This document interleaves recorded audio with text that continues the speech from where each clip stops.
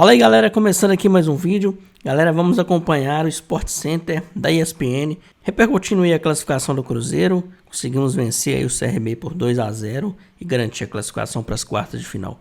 Já deixa aquele like, se inscreve e bora acompanhar o vídeo. O Vasco avança, o Cruzeiro também. Os dois times empataram em 0-0 com os alagoanos CSA e CRB. O Cruzeiro, nesta noite no Rei Pelé, fez 2-0 em Maceió. Teve mais posse de bola, mas pouco a mais, 52% contra 48%. O CRB finalizou mais, 14 contra 13. No alvo, vantagem Celeste 5-2. Grandes chances 5-4, você vê um equilíbrio grande aí. Ações na área rival, 22 contra 17. Porcentagem de ações no ataque, o Cruzeiro também leva vantagem. Ô Elton, o VA 2-0 foi tranquilo, não foi não? Tava 1-0 pro Cruzeiro, um jogo ruim, a gente pode falar, no primeiro tempo, com poucas chances de gol, né? Aí o Villalba consegue fazer o primeiro gol.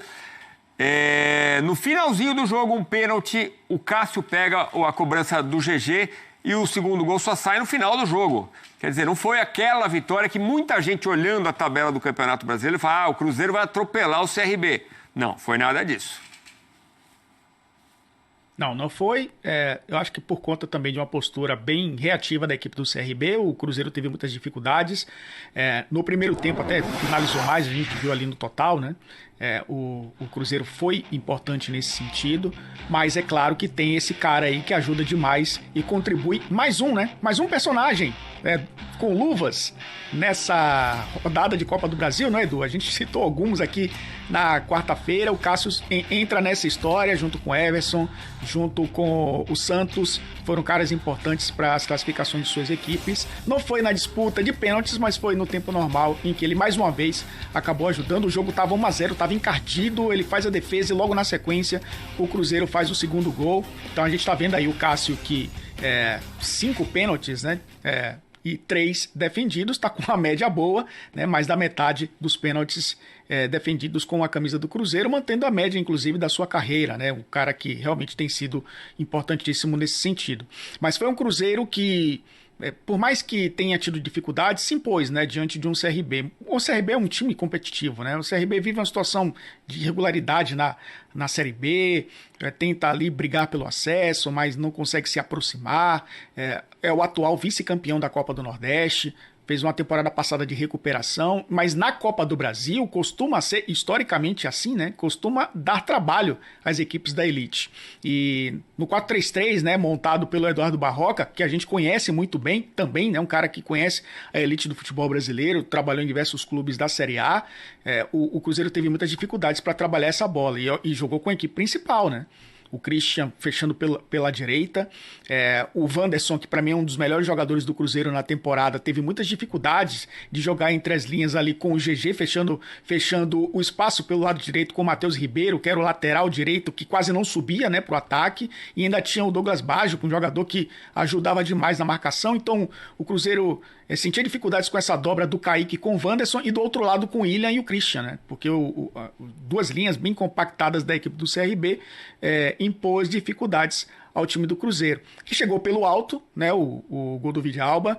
Para mim, falha, Edu, não sei se você concorda, do Matheus Albino. Muito. Sai do gol ali, acaba perdendo, né, o tempo da bola, e aí o Villalba acaba fazendo o gol. E, aliás, um gol bem difícil, né, porque ele não tinha espaço ali para cabecear. Os dois jogadores do CRB fechando o segundo pau, ele conseguiu encontrar um espaço e fazer 1-0. O Cruzeiro foi para o intervalo com essa vantagem, e aí no segundo tempo se soltou um pouco mais a equipe do CRB, né? Tentou jogar mais no campo de ataque.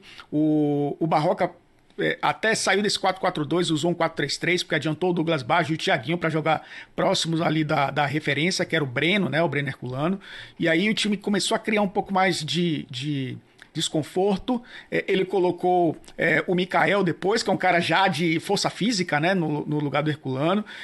E foi um CRB que conseguiu se atirar um pouco mais, mas ofereceu espaço para o Cruzeiro. O Cruzeiro perdeu algumas chances, inclusive, de fazer o segundo, de fazer o terceiro, de ter um pouco mais de tranquilidade no jogo. Tranquilidade que quase vai embora com esse pênalti. O GG, acho que telegrafou, né? Perna esquerda, bateu cruzado. O Cássio, muito inteligente, né? Esperou a definição, fez a defesa. E aí, na sequência, o Cruzeiro conseguiu matar o jogo. E aí o gol que sacramenta o resultado com o Eduardo que tinha acabado de entrar, né? Tinha poucos minutos em campo, inclusive, acabou fazendo o gol. O Gabigol entrou no final também no lugar do Caio Jorge, né, na reta final. O Matheus Henrique entrou no lugar do Matheus Pereira já para tentar fechar um pouco mais ali o meio-campo. O Leonardo Jardim fechando um pouco mais o time, rodando até o elenco, né, colocando jogadores que são importantes nessa equipe, o Marquinhos, o próprio Eduardo, que acabou fazendo gol, o Matheus Henrique e o Gabigol.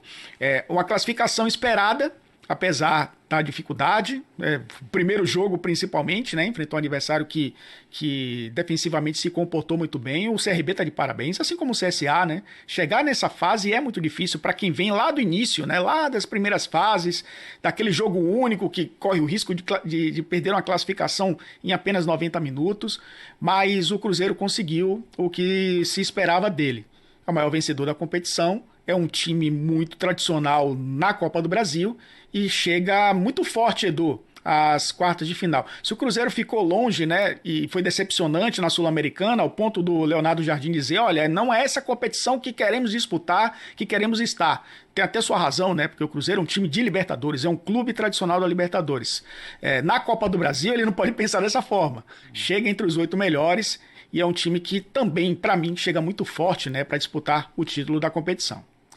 O gol do Vidal, realmente, o Matheus Albino falhou, né? O Matheus Albino é um dos grandes goleiros da Série B, né? Foi decisivo, inclusive no primeiro jogo contra o Cruzeiro, fez muitas defesas. No primeiro tempo fez defesas importantes. Uma pena, né? Ele deixou a bola passar no escanteio.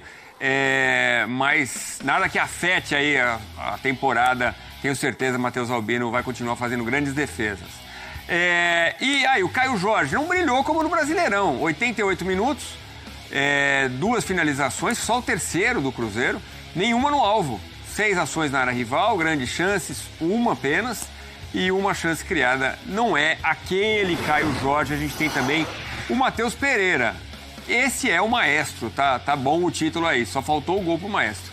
3 finalizações, primeiro no Cruzeiro, uma no alvo, 5 ações na área rival, 3 chances criadas, 6 cruzamentos, faltas sofridas foram 5. Ele é líder ou vice-líder em todos estes rankings. Conseguimos aí a vaga, estamos entre os 8 melhores aí. Não foi um dos melhores jogos do Cruzeiro, mas o importante foi a vitória.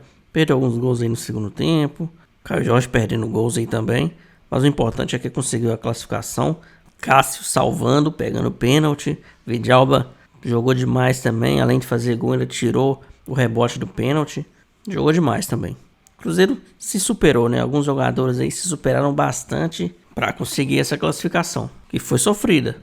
Fizemos 2-0 aí, mas o segundo gol foi no finalzinho, né? Praticamente quase, não foi no último lance, porque ainda tinha uns 3 minutos, mas foi quase.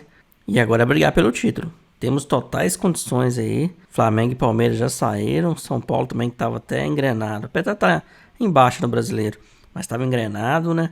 5 vitórias seguidas no Brasileiro, começando a se recuperar, e acabou saindo pro time da segunda divisão. Não tem time bobo não. Esperar o sorteio aí agora, ver com quem a gente vai jogar, né? Imagine aí, próximo adversário, Botafogo ou Fluminense. Aí a gente passa, na semifinal a gente pega também um dos dois, né? E na final o Atlético, só que dessa vez, em vez da gente perder, a gente vai conquistar esse título aí e fechar com chave de ouro, né? Nós fomos eliminados por Fluminense aquele ano que a gente subiu, né? Com o time do Pesolano. E dessa vez a gente tem total condição aí de conseguir a classificação se a gente enfrentá-los novamente. E contra o Atlético é tudo ou nada. O Cruzeiro perdeu aquela vez, agora tem que ganhar. Mas vamos ver o que vai acontecer, né? Vamos ver primeiro, tem que aguardar o sorteio aí. Então é isso, galera, já deixa aquele like, se inscreve, compartilha aí com seus amigos, ative o sininho para não perder nenhum vídeo. E é isso, um abração para todo mundo e até o próximo vídeo.